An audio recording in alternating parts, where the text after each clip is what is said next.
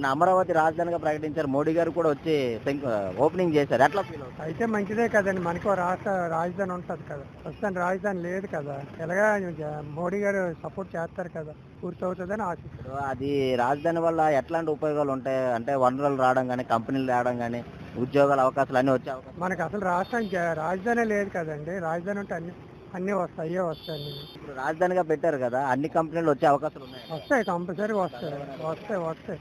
చంద్రబాబు నాయుడు తీసుకొస్తాడు కూడా.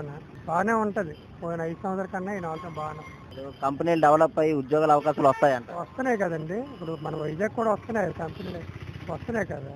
వస్తే అందరికీ అన్నీ వస్తాయి. చంద్రబాబు నాయుడు అంటే ధైర్యం ఉంటుంది అందరికీ నమ్మకం కూడా ఉంటుంది. చేస్తాం. అమరావతిని రాజధాని చేయడం మంచిది అంటారు. ఒక రాజధాని ఉండడం వల్ల మంచిది అంటారు. మంచిదే కానీ ఒక రాజధాని మంచిదే కదా, 3 రాజధానికి వెళ్తాం ఏంటి. సో ఏ పనికైనా ఒక రాజధానికి వెళ్తారు, 3 వెళ్తారు. ఆంధ్ర డెవలప్ అవుతుంది కంపల్సరీగా అవుతుంది. చంద్రబాబు నాయుడు నమ్మకం ఉంది అందరికీ.